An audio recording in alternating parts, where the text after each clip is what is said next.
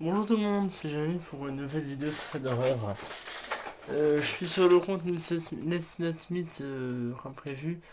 Donc il y aura deux ou trois histoires, ça dépendra de la durée de ces derniers. Si elles sont pas trop longues, 3, sinon 2.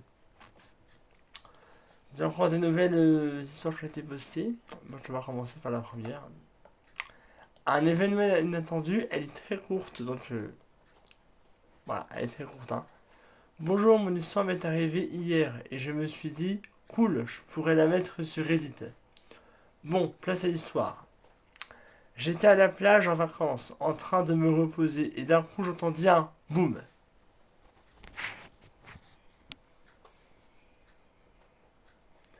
Je me tourna alors, et là je vis un buisson enflammé, et un mec cagoulé marcher rapidement avec un bidon.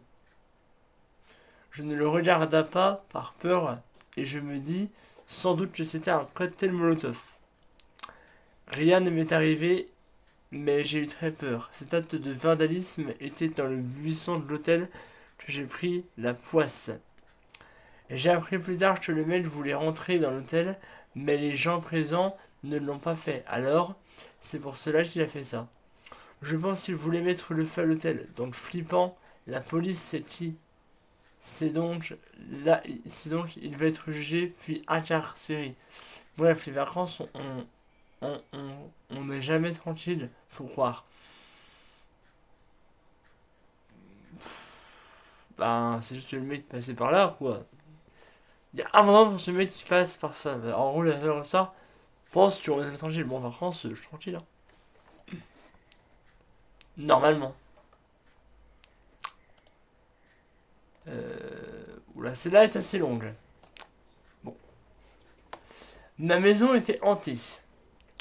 Bonjour tout le monde. D'abord, je tiens à vous remercier d'avoir cliqué sur mon histoire. J'espère qu'il va vous plaire. Et ben, on va le lire ensemble, on verra bien. Ok, ça vous plaise, hein. L'histoire que je vais raconter se passe en plusieurs temps. Bon. Ça a commencé dans ma maison. D'enfance, j'y ai vécu jusqu'à mes 9 ans. Bon. Donc là, on va parler un petit peu de l'enfance de la personne de la grande histoire. Il se passait souvent des choses étranges, et c'était surtout dans ma chambre. Je me rappelle d'une fois où on était tous à table. C'était une maison à l'étage, ma chambre était à l'étage. Donc on mangeait tranquillement en bas, quand soudain un jouet électrique à moi a commencé à se lancer tout seul. C'était un petit chien, je me rappelle plus trop, mais je crois qu'on avait un peu fait attention à ça. Excusez-moi si je baille. Un soir, et ça je m'en rappellerai toujours.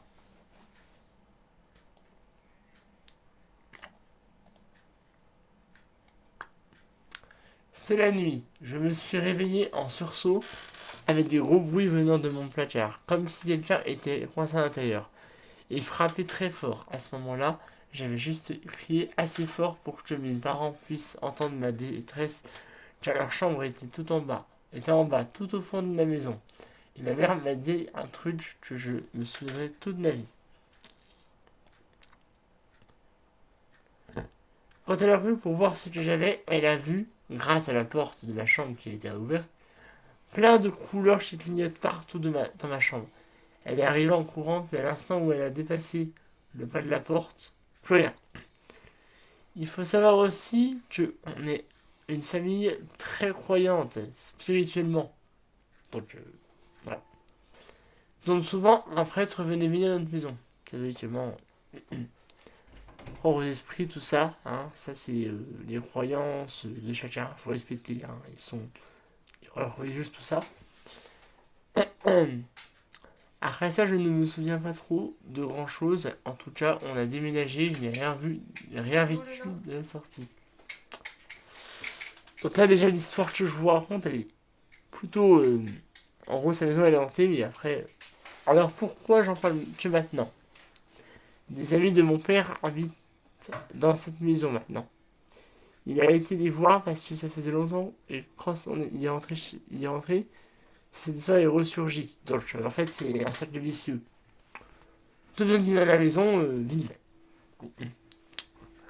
Apparemment, tout dernier enfant de cet ami voit des choses et ne pouvait pas passer 2 nuits dans cette maison. Au début, le père pensait que c'était juste des petites hallucinations de son fils. On a tous été enfants, en fait, des cauchemars comme ça dont en soi, ça pouvait coller. Oui, hein, le truc de il y a un monstre sous mon lit ou quoi, quand on est enfant, on a toujours cette peur. Voilà, une lumière, il y a un monstre sous mon lit, dans l'armoire, tout ça. Quand on est enfant, c'est un petit peu les choses qu'on a, qu'on pense. Pour moi, c'était pareil. Mais ses amis, il avait un collègue qui, ouais, on va dire, guérisseur avec lequel il s'entendait très bien. Ses amis a aussi capacité de voir des choses que nous ne pouvons pas vraiment voir, comme des fantômes, tout ça. Il a donc appelé pour, à la base, seulement soigner sa femme, qui était très malade, et puis en passant, il lui a demandé s'il pouvait pas faire un petit tour de la maison pour voir si quelque chose était pas normal. C'est ce qu'il a fait au début, pas paraissait normal. Je sais ce qu'il rentre dans mon ancienne chambre. Apparemment, il y aurait une femme et son fils qui sont décédés dans cette chambre il y a très longtemps. La femme était mourante, alors ça m'a fait vraiment un choc quand mon père me l'a dit. J'espère que ça va aller pour leur fils qui vit maintenant les mêmes choses que j'ai vécues. J'espère aussi que cette histoire vous a plu en tout cas. J'ai bien aimé la partager avec vous. J'adore tout ce qui est paranormal. Si dans les commentaires vous voulez en parler, n'hésitez pas. Bonne soirée, journée et prenez bien soin de vous. Bah écoute, la sœur Rosa, évidemment, elle a bien raison de le partager, ça nous a plu, je pense que vous aussi. C'est vrai que quand on voit ça, voilà. On a quand même des. Voilà.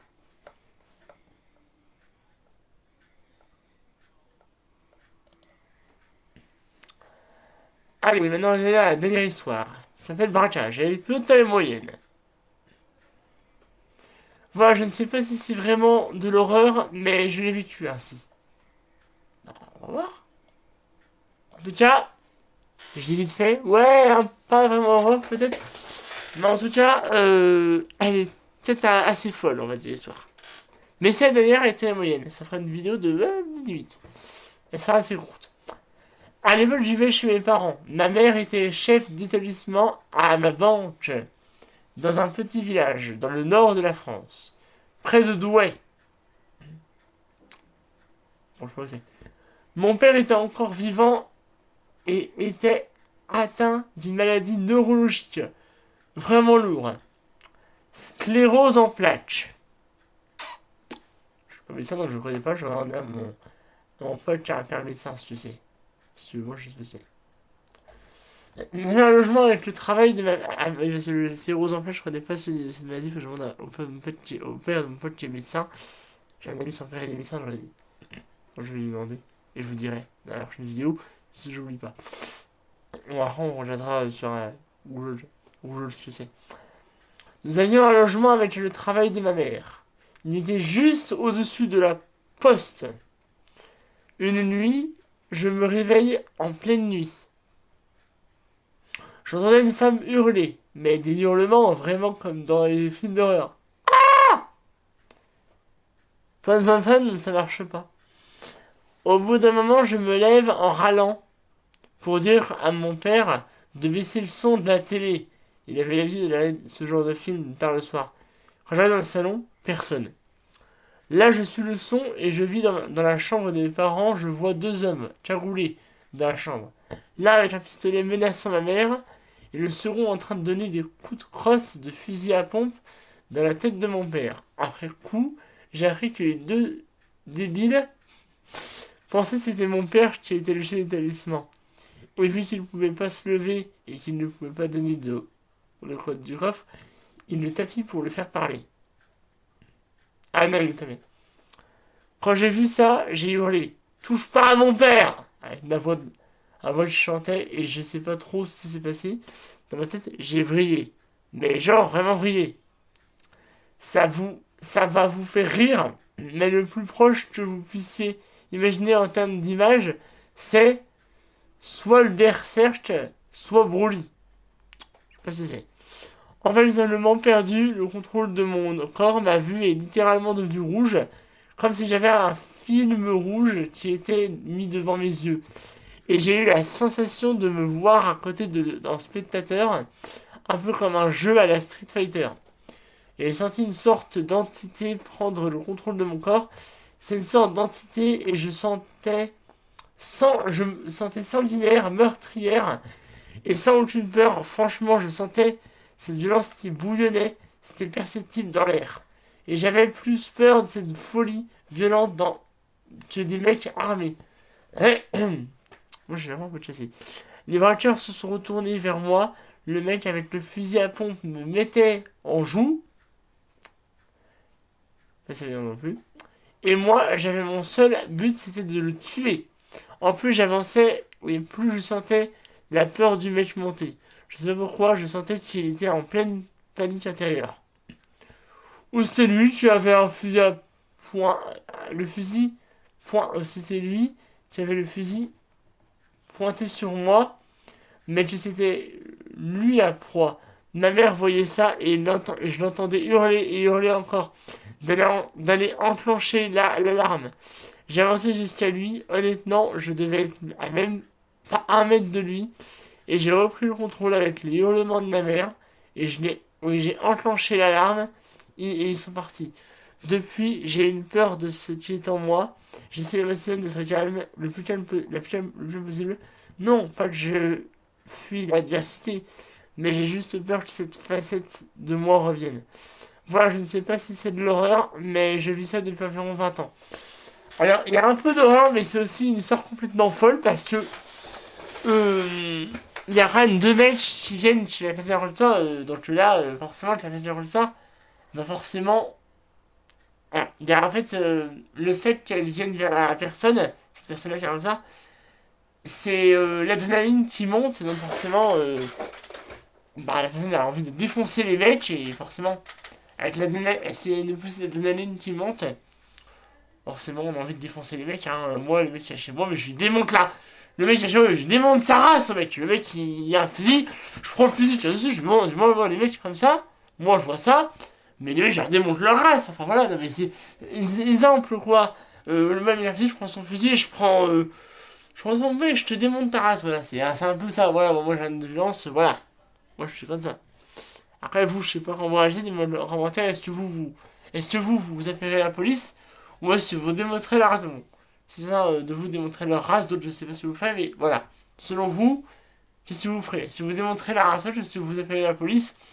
Voilà. Ah, moi, j'ai démontré la race, vous pouvez dire, je suis de mec, c'est pas grave. Bah voilà. Et, voilà, vous voyez quoi. Voilà. Donc si ça vous aura plu, n'hésitez pas à commenter cette vidéo et à vous abonner pour ne pas manquer les prochaines vidéos. Bonne soirée, bonne journée, bonne nuit, je vais relaser, ce que je ce soir. Et à la prochaine. Bye.